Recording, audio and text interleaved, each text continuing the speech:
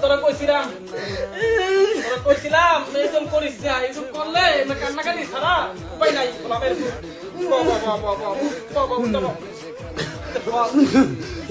কান্নাকাটি করতো ফল দিলে গোল খাইতে খাইছিস নাকি? নেক্সট তোরা যাবি, কান্দিস না।